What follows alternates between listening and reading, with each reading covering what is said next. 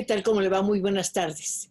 Fíjese que desde hace rato, antes de que comenzara nuestra charla, estaba yo pensando en una nueva forma de agradecerle su constancia, su apoyo, su participación en este programa. Y solo encontré una. ¿Sabe cuál es? Darle una buena noticia. Y la noticia muy buena es que hoy nos acompaña una persona muy respetada, muy querida y desde luego un escritor en toda la extensión de la palabra. Me refiero a Ignacio Solares. Con él podríamos hablar de periodismo cultural, de la importancia de las revistas literarias, de libros, de teatro, pero también vamos a poder hablar de su más reciente novela. Es un terreno en donde él ha estado muy firmemente apoyado por su trabajo y un área en donde nos está presentando este libro. Mire, quiero que lo vean, se titula Serafín. La portada es muy interesante, el libro es un misterio, un encanto. A mí también me dejó un leve dolor después de leerlo, pero por lo pronto quiero preguntarle, Ignacio, ¿quién es Serafín? ¿A dónde va? ¿Cuál es su destino? ¿Cómo reacciona ante la vida que se le presenta disfrazada de muchísimas cosas? ¿Quién es Serafín? ¿Por qué Serafín es tu mejor novela, en tu opinión? Ignacio, buenas tardes y muchas gracias por estar con nosotros. Al contrario, Cristina, para mí es un privilegio tenerte aquí. Gracias. Me encantan tus entrevistas, tu programa lo veo desde hace miles de años. Ignacio, cuéntame, ¿por qué es tu mejor novela, en tu opinión? Porque por primera vez logré algo que era muy difícil. Mira, yo siempre he pensado que una novela, para que sea redonda, tiene que coincidir el tema con el lenguaje. Y yo nunca había logrado lo que en esta novela me parece para mí que por fin logré, y es hacer un lenguaje que sea verdaderamente acorde con la historia. Porque finalmente una novela puede tener un buen tema, pero si no tiene el lenguaje adecuado, pues naturalmente que no va a ser una novela que le llegue al lector de la manera en que yo quería que le llegara al lector, con las metáforas, con las imágenes que le he agregado y que le he puesto todo mi pobre saber a esta novela. Serafín es para mí lo más entrañable que he hecho. Decías que le escribiste con sangre, que te causó mucho dolor.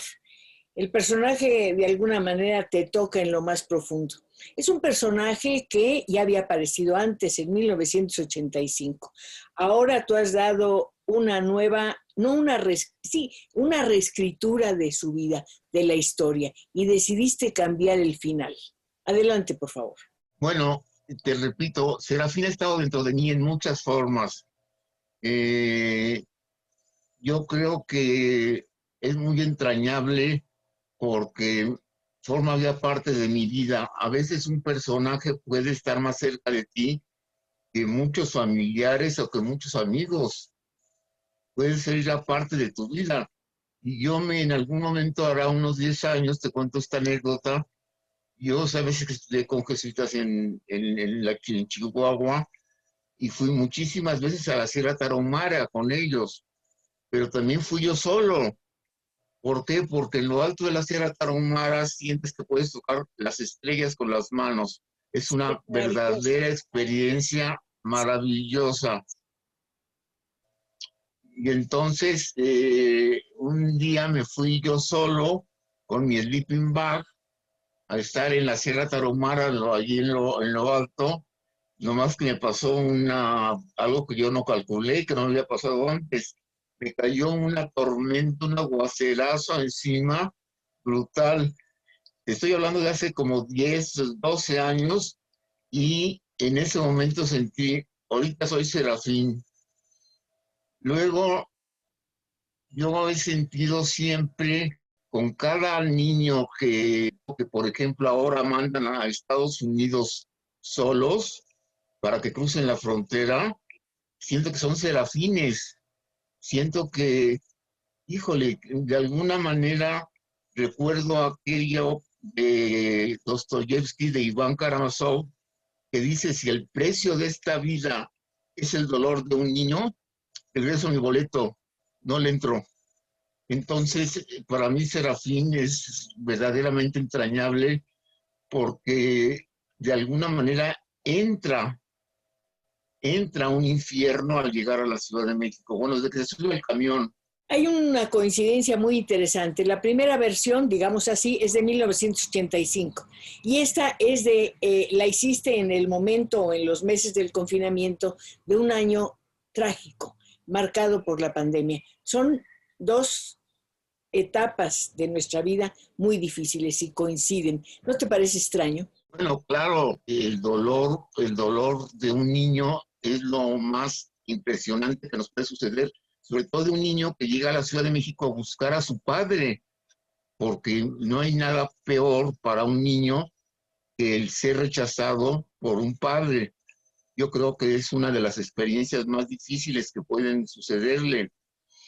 Y aquí llega y encuentra con que el padre ya no quiere regresar con ellos, entonces él no tiene ni para el camión de regreso, no ha comido, no ha estado empapado por la lluvia, dormía abajo de un árbol, dormía abajo de un portal, dormía en la calle y en algún momento le dan una patada y el niño le dice al niño, pareces perro y y bueno, todo lo que significa para un adolescente, que yo no lo ubico exactamente la edad, pero creo que es más bien un adolescente, y y yo creo que su dolor mayor es que él supone que su padre, como suponemos todos, su padre lo va a acoger, lo va a rescatar. Tengo muchas otras preguntas que hacerte, entre ellas el epígrafe. Es un epígrafe de Kipling que es muy bonito, yo lo tengo apuntado y me lo pienso memorizar. Dice, con una pena a cargo a todas partes, un día y otro día, de año en año. Pues sí, es que es parte del dolor de haberte sentido abandonado y haberte sentido rechazado por quien más te puede importar en la vida, es tu padre. Ahora, en la novela confluyen muchos elementos que para mí son muy importantes, como es, por ejemplo, te decía yo del estilo, de las metáforas. Tengo una gran influencia de Rulfo, por ejemplo, Mucho. este, y yo quise, sin, sin volver a releerlo, quise ser fiel a las imágenes que le pueden dar al libro esa posibilidad de que el lector de veras se adentre en la historia. O sea, yo creo que hay algo que me parece muy importante y muy consustancial a esto que le pasa a Serafín, y es que antes la literatura, digamos en el siglo XIX, era una carretera de ida nada más. Ahora ya no, ahora es una avenida de ida y vuelta, ¿En qué porque sentido lo dices, Ignacio? No te entiendo. en el siglo XIX, Víctor Hugo podía decir que el único sacerdote que merecemos actualmente, lo decía en ese tiempo, Sí. era el poeta. Claro, se escribían los libros mandados directamente al lector para que el lector asumiera la grandeza y la casi magnitud divina del autor. Y sin embargo, ya actualmente ya no funciona eso. Actualmente, ya ahora el lector tiene que participar, el lector tiene que ser ya de alguna manera cómplice. Yo pienso que el lector siempre es más que cómplice, es casi un coautor en cierta medida. Por otra Exactamente. parte, pienso que un escritor no hace una obra, no realiza una obra para manifestar o proyectar su grandeza, como dijiste hace un momento, sino para ayudarnos a hacer algo que para ti es muy importante. Y lo subrayo, escapar de la realidad. así lo dijiste, con esos términos, y convertirnos en el personaje que queremos. Pero no solamente eso, Nacho. La literatura nos permite hacer algo que la vida, pues simplemente, que en vida ni siquiera podemos hacerlo en sueños. Leyendo podemos elegir el día que nacemos y también el día de nuestra muerte. Claro, me parece importantísimo. Por eso yo siempre he pensado que aunque ya no somos esos dioses que eran en el siglo XIX los autores y que podían, como te repito, el libro al lector sabiendo que ellos eran los dioses y el autor era solo el lector, actualmente ya no podemos evitar, sin tenerlo presente, sin tenerlo presente al escribir, al lector que finalmente es tu cómplice, como tú dices. Yo creo que, por ejemplo, si tú haces una novela pensando en un lector posible, yo creo que le echas a perder. Yo creo que tú tienes que escribir de alguna manera en la soledad y para hacer la historia de alguna manera impersonal. Esto lo sabemos a partir de Flaubert, que decía que el autor debe de ser como Dios, que está en todas partes, no se ve, pero siempre está presente en todas partes. Es como el Entonces, príncipe idiota, ¿te acuerdas? El príncipe idiota nunca se ve o se ve muy pocas veces, pero siempre está ahí. siempre está allí, Y claro. aquí está la señal de que tengo que hacer un corte. Lo hago volando y regreso enseguida contigo. No te me vayas.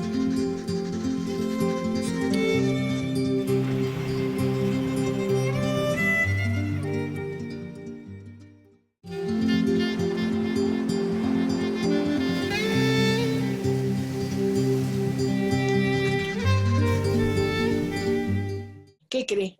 Estábamos conversando con Ignacio Solares, lo digo por si usted acaba de sintonizar nuestras frecuencias, acerca de su más reciente novela. Es una revisión o una reescritura, o como usted lo quiera decir, de una escrita en 1985 que se titula Serafín. Si usted me pregunta qué es Serafín, yo simplemente le contesto, es un niño que viene a la ciudad a buscar a su padre. ¿Qué es la ciudad? Un infierno. ¿Qué encuentra en la ciudad? Muchas sombras, muchas cosas y a lo mejor sin saberlo se tropieza con el mal. Pero vamos empezando por las primeras páginas de esta novela. ¿Quién es el narrador? Bueno, el narrador obviamente soy yo, pero desde mi influencia de Flaubert es un narrador que está oculto. O sea, yo quiero que no se me vea. Yo quiero ser un narrador que no aparece.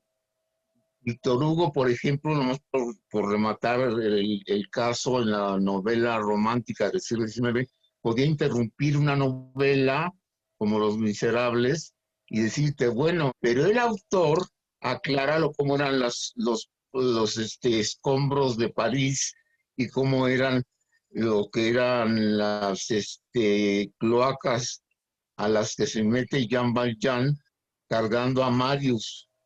Y entonces Víctor Hugo te hace toda la historia y te recrea todo lo que son las cloacas de esa podredumbre que pues imagínate lo que sería los,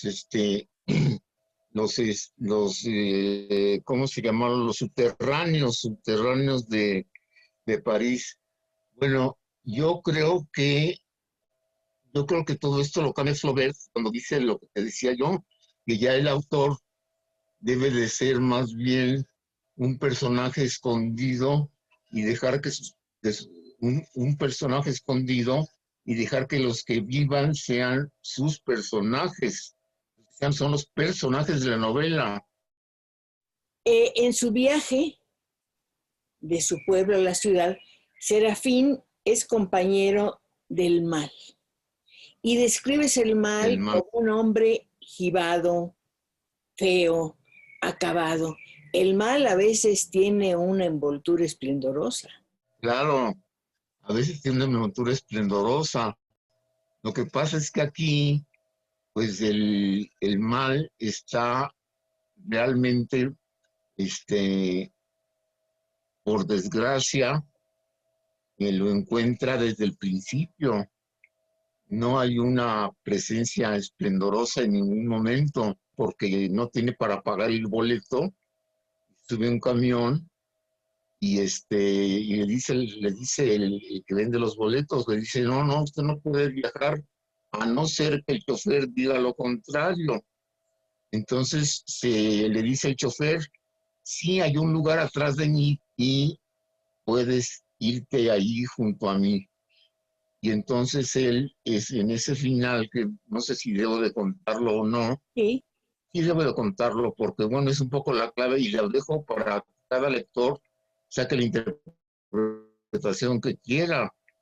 Y de repente, en la última línea de la novela, dice, y se fue creyendo que el chofer del camión era de veras el chofer del camión. No me extrañaría ¿Quién que era? fuera quien sospecho por una razón, porque tú dices, Serafín va a la ciudad en busca de su padre, pero también hay otra figura paterna, Jesús. Ahora sí ya desenmascaraste el libro totalmente. Pero mira, como te digo, al final, sin darse cuenta, lo encuentra con esa figura que tú dices. Hay una descripción de la ciudad muy somera. Parecería que vas volando para no ver el infierno en que habla, en que menciona, mejor dicho, uno de tus personajes por ahí en las páginas 20 o 25, ¿no? Dice, es un infierno, Román. Claro, y claro, lo que pasa es que él ve el tránsito, ve a los niños que están tragando fuego en las esquinas, ve lo que es lo inhóspito de esa ciudad donde hasta un policía le dice, mugres indios que nomás vienen a ensuciarnos la ciudad, y con cada imagen trato de pulir y de describir de alguna manera, perdón que lo diga, pero con una especie de intención casi poética. La novela está llena de claves y de misterios y de símbolos. Serafín viaja del pueblo a la ciudad sin nada, más que con una bolsa con algo de comida, una carta que le debe entregar a su padre y una virgen rota. Bueno, lo de la Virgen Rota, déjame contarte, yo tuve la suerte de conocer más o menos a fondo a Luis Buñuel. Se lo Luis presentó, Buñuel me lo lo presentó conociste Pepe en La una comida, Colina. ¿no? Sí, claro, en una ¿Cómo comida sí? Claro, con Alberto Isaac, con Alberto Isaac y García Riera. sí. Y luego yo fui un par de veces a verlo a su casa, una calle cerrada, con una casa muy sencilla, muy clase mediera, y me ofreció naturalmente un martini de los que él hacía. Yo me tomé uno y él se tomó tres. Entonces, estuvimos platicando y de repente le pregunté cuál es su cuento predilecto, porque sabes que era un gran lector. El juicio de Y Dios, él me ¿eh? dijo, El juicio de Dios. él no, se llama no, se llama sí, el juicio, El tribunal espérate, de sí, Dios. el, el Tribunal de Dios La de Jean niña de las Cocteau. cerezas. Es una niña que roba cerezas al vecino, crece, se vuelve ya grande, ya una mujer ya casi vieja o vieja, y sigue robándole cerezas al vecino. Y ella dice, pero es un pecado el que me va a condenar. Y cuando llega ante Dios, le dice Jesucristo, te salvó tu amor a las cerezas. Y entonces le dije a Buñuel, también es mi cuento predilecto. Y me contestó una cosa que nunca se me olvidará. Me dijo, qué curioso, hombre. Yo soy ateo y usted es creyente, y sin embargo participamos del mismo misterio. Hay que decir Eso que me pareció. sí, es cierto, es preciosa la respuesta, pero hay que decir que el cuento también era el predilecto de Cortázar. También era el predilecto de Cortázar. Cortázar se llevó ese libro de Jean Cocteau, que se llama Opio, Es el único libro que se llevó de Argentina, y el cuento predilecto de Cortázar. Pues bueno, los tres participamos del misterio. Y claro, para mí, la imagen que tiene en qué película, déjame pensar, en un tranvía, Sí, la ilusión viaja en de tranvía. ilusión viaja en tranvía. Entonces de repente van un par de señoras allí con un bulto junto, y de repente lo sacan y es un Cristo, pero es un Cristo que está roto. Entonces dicen, no, pero no importa, muéstralo. Y entonces en mi novela yo le pongo que el viejo, que es el que lo acompaña en el viaje, que es un viejo que también encarna el mal, le dice, no, pues yo creo que a una virgen ya rota ya no tiene caso rezarle, pues ya para qué. Y claro, se me quedó grabada la imagen de Buñuel, y creo que tengo mucha influencia de él en muchas cosas. Y yo pienso que una imagen terrible para los creyentes es que una virgen rota ya no tiene caso rezarle, cuando que lo que pasa es que el rezo es abstracto. Yo creo que lo que pasa con la literatura fantástica es esto, que mira, tú puedes hacer un esquema y meter en una especie de marco un artículo, un ensayo, la filosofía participa mucho de eso, la teología, la, socio, la sociología, la psicología. Entonces, están posiblemente más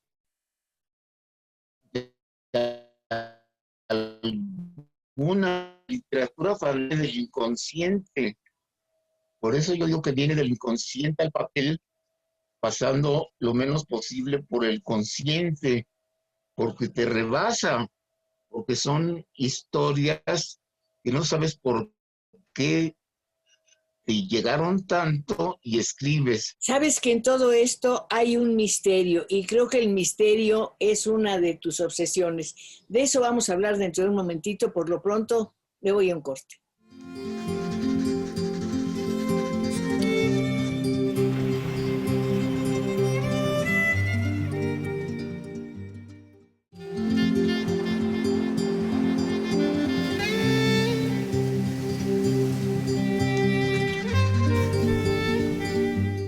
Estábamos hablando usted y yo con Ignacio Solares acerca de sus obsesiones, el misterio, la inocencia, lo sagrado.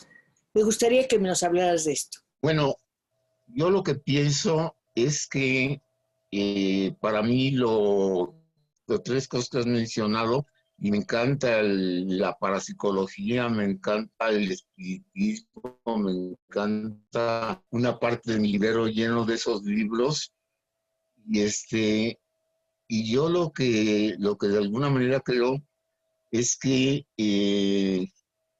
pues no he podido yo nunca dejar de participar con toda esa serie de misterios. Yo por eso digo que yo entré a la historia por la puerta trasera, porque yo no había estudiado historia, y sin embargo un historiador, Manuel Arellano, me dio acceso a todos los escritos escritas de Madero a mano, y entonces me dijo, me los dio doña Sarita porque tenía miedo de que la familia Madero, catoliquísima, lo fuera a destruir.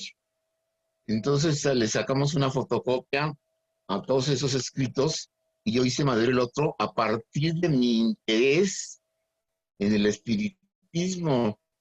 Yo me había leído Allan Kardec, me había leído a León Denis, me había leído a Gurdjieff, me había leído bueno, a todos los que han participado en esa serie de misterios tan verdaderamente pues para mí atractivos, de que nos muestran que hay otra realidad. Yo tengo como grabado en la piel un poema de García Lorca, que por supuesto lo voy a citar mal, pero más o menos es así, porque ya lo leí hace muchísimo tiempo, pero la imagen nunca se me ha olvidado. Dice, este pulso extraño que tengo y que me hace ver las cosas por la parte de atrás. Entonces, en que digo en la luna hay en la parte de atrás un letrero que dice no pasar. ¿Por qué? Porque es la parte de atrás. Entonces siempre me ha interesado mucho toda la parte de atrás, o sea, todo lo que escapa a nuestra realidad, porque por más firme que esté el piso que nos sostiene y el sol que nos alumbra, estamos rodeados de demonios que en cualquier momento pueden causar un hecatombe. Espera, hay algo que me interesa mucho. Me gustaría que me dieras tu definición del mal. Ese que dices que nos rodea por todas partes. Yo creo que de alguna manera la principal manifestación del, no sé, del progreso humano, del progreso, en ese sentido soy profundamente demócrata, soy profundamente creyente en que tendremos que llegar a ello, es el lograr ver a tu prójimo como tu hermano, ver a tu prójimo como cercano a ti. Yo creo que el mal está muy relacionado con el egoísmo, con con la incapacidad de entregarte a algo o a alguien, y que sí creo que también puede formar, no sé, una figura o una encarnación que te está obligando a hacer, no sé, hacer ese mal que, por ejemplo, en la actualidad lo estamos padeciendo de una manera muy clara. Basta abrir un periódico para verlo.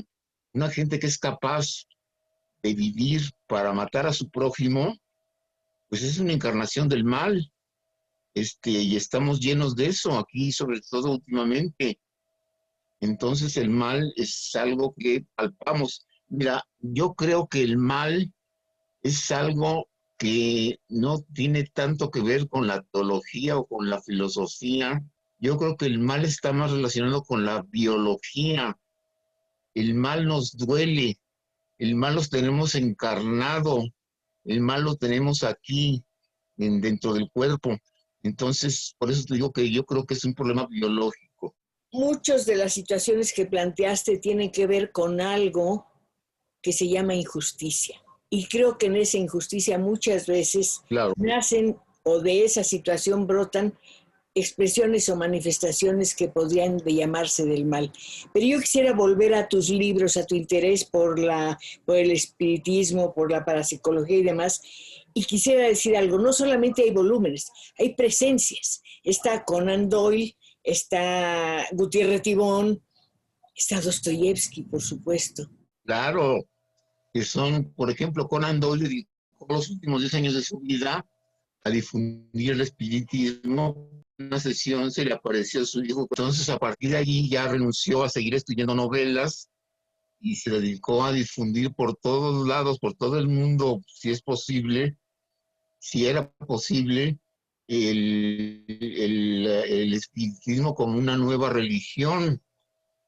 Lo que sucede es que el espiritismo ha caído en una especie de vacío ante un mundo en el cual importa ya más lo concreto, lo palpable, lo inmediato, porque vivimos en un mundo en el cual, pues lo que estamos viendo es lo que tú acabas de mencionar como una injusticia social, o sea, el hambre, la necesidad de emigrar, la necesidad de huir del mal que te acosa en ciertas ciudades y que te obliga a tratar de buscar otro camino. Por eso yo te decía que me parece que esos hombres que mandan a sus hijos, pequeños niños a veces, a irse a Estados Unidos para que ellos crucen y luego puedan ir los padres, pues son de veras una encarnación del mal. Esos niños son serafines. Sí, yo puedo calificar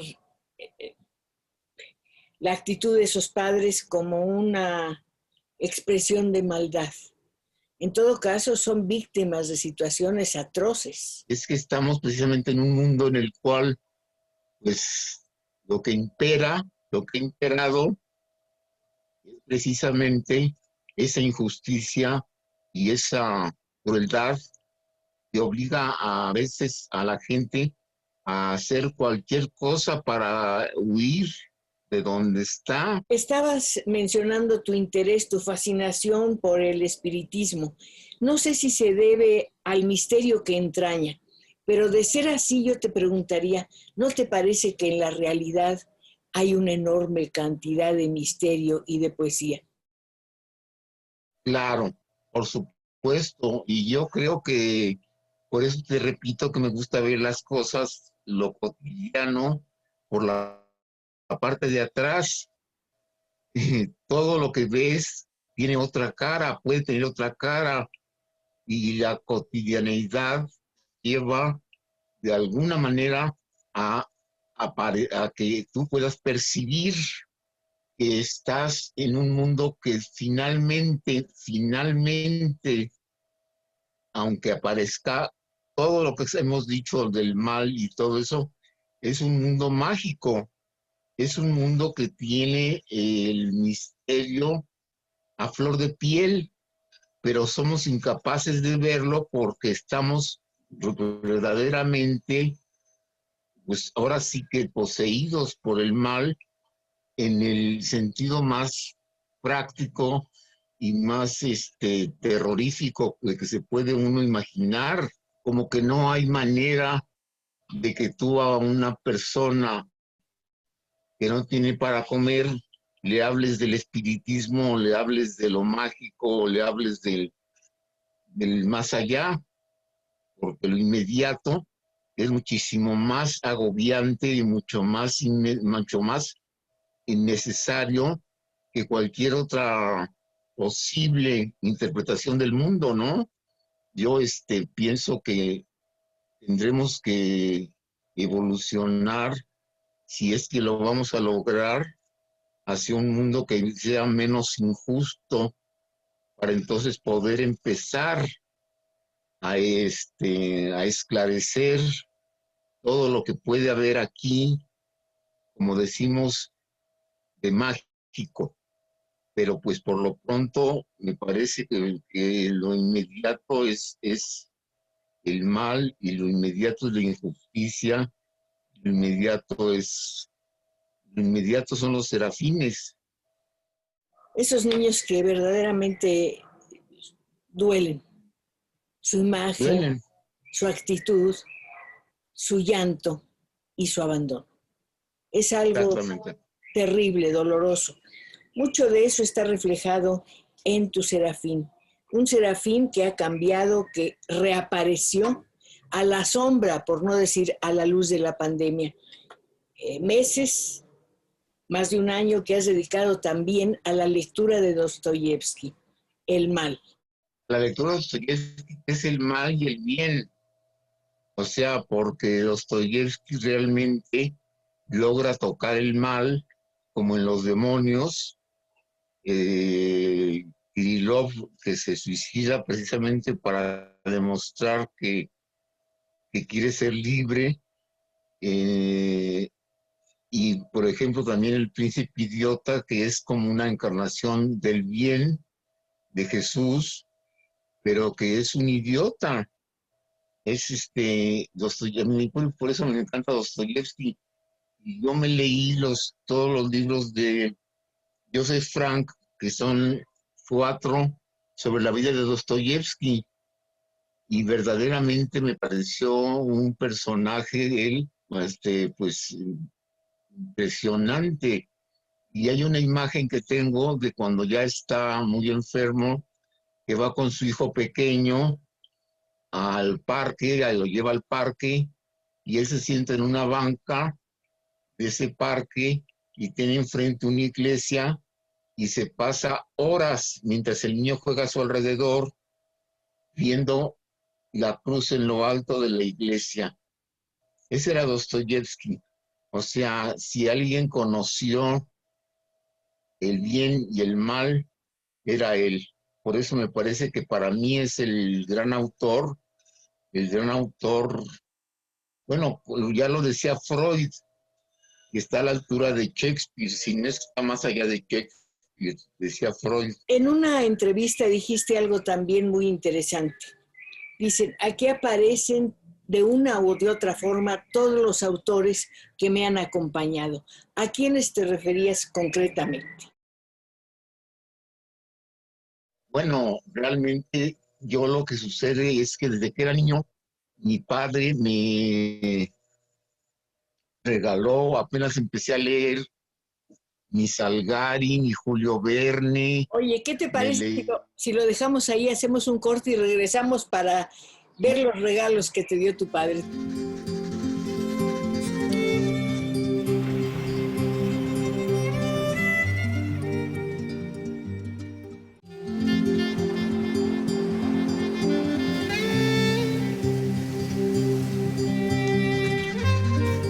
Ignacio Solares nos está permitiendo compartir con él ese momento o esos momentos tan especiales en que su padre le regaló los libros de Julio Verne o de Salgari. ¿Cómo cambiaron tu vida esos universos? Bueno, mira, lo que pasa es que yo, como me dijo un amigo, tú no vives, tú lees. En lugar de vivir, lees. Entonces, yo desde que empecé a poder leer, no hacía otra cosa más que leer. Y tuve la suerte de que mi padre me surtía de libros y me regaló, pues no solamente Salgari y Julio Verne, y también Robinson Crusoe lo leí 3 veces. Defoe. Y bueno, después de eso, con H.G. Wells, verdaderamente no tienes idea lo que fue para mí leer a H.G. Wells. Y y como parte de esto, te diría que hay una anécdota que define mucho lo que es la literatura fantástica. Y es que yo cuando tenía unos 10 11 años, a un compañero de la escuela le presté El hombre invisible de H.G. Wells. Pues yo te podría decir que han sido a lo largo de mi vida este, incontables en el sentido de que me igual puedo incluir como maestros verdaderamente significativos que nunca, a Julio Verne, a H.G. Wells, a bueno, Víctor Hugo. Mi padre me regaló cuando tenía yo como 15, 16 años, Los Miserables. Y yo es un libro que me lo leí fascinado. Luego me leí encerrado, no dejaba, me tenían que agarrar mi mamá me agarraba del cuello para llevarme a tomar un plato de sopa y me decía, ya, por favor, deja de leer y dedícate a otra cosa. Porque además yo era pues un buen estudiante, me gustaba la escuela y todo eso, pero mis ratos libres eran siempre la lectura.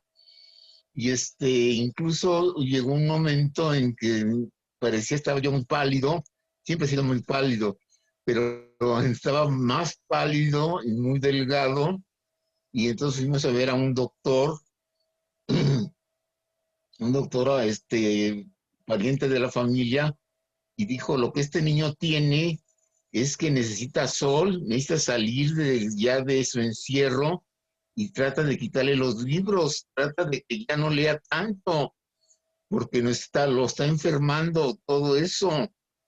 Y por supuesto, apenas pude, pues empecé a escribir y ¿Qué ahí fue cambió lo mi primero vida que porque yo escribiste? fíjate qué cosa más curiosa, escribí 2 cuentos que se llaman La mesita del fondo y La ciudad. Y fueron los 2 cuentos que yo le llevé a Octavio Paz, por los cuales me invitó a ser jefe de redacción, De plural, porque ¿no? se acababa de ir en plural, exactamente. Y bueno, yo me sentí que ahí, ¿verdad? Pues ahí nació mi carrera. Lo que me enseñó Octavio Paz, pues es verdaderamente imborrable. No tengo más que agradecerle todo lo que me dio Yo tenía 24 años cuando entré a Plural como jefe de redacción. Naturalmente ya después me fui al Diorama de la Cultura y ya después me fui al México, no, me fui primero al Diorama de la Cultura, luego a México en la Cultura y luego ya a la revista de la universidad. Y entonces el periodismo ha sido parte fundamental mía.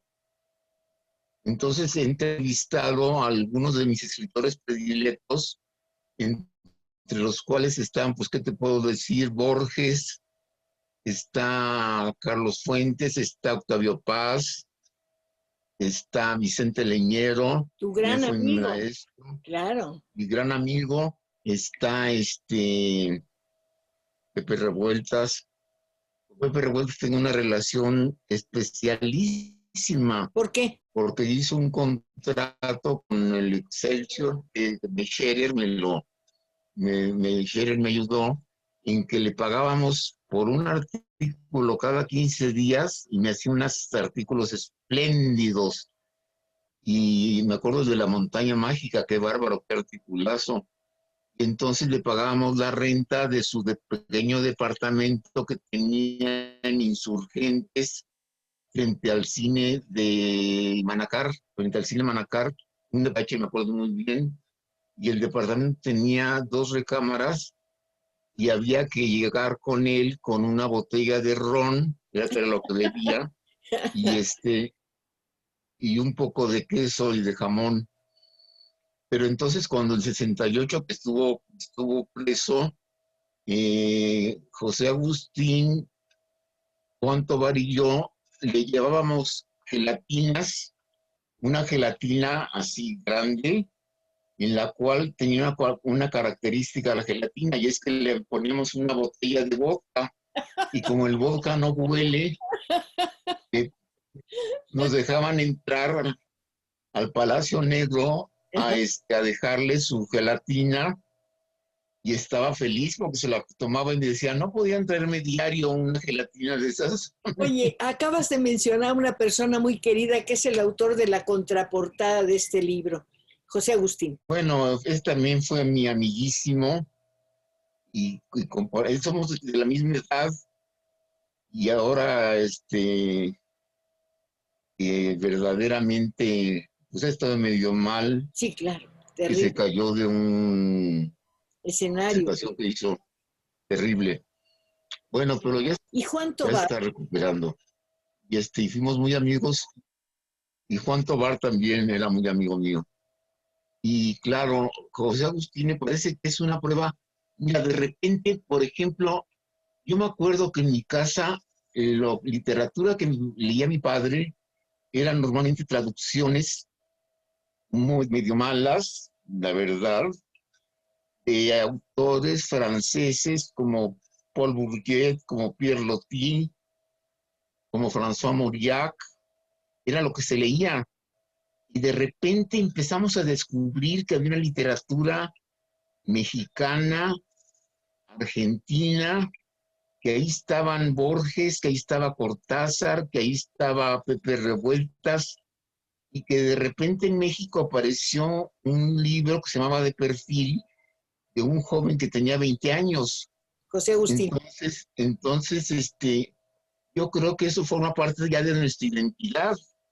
O sea, somos más, finalmente más nosotros, latinoamericanos, a partir de la literatura. La literatura nos abrió un mundo que todavía sigue estando presente y sigue estando de alguna manera como parte ya de nuestra vida, ¿no? En las escuelas los ponen los libros bueno, lo sabes muy bien por lo que es en el desierto, que está en las escuelas, está como libro de lectura de los jóvenes. En efecto, esa literatura nos abrió mundos, enriqueció el diálogo entre las culturas, los países, y por supuesto nos permitió de una manera esplendorosa huir de lo que tú llamas la terrible realidad. En esa realidad, de todas maneras, florece la luz, el entusiasmo, la inteligencia, desde luego la poesía. Y parte de la poesía es la amistad. Comparto mi amistad contigo y te agradezco tu trabajo, tu presencia y tu generosidad esta tarde. Nos veremos muy pronto, Ignacio.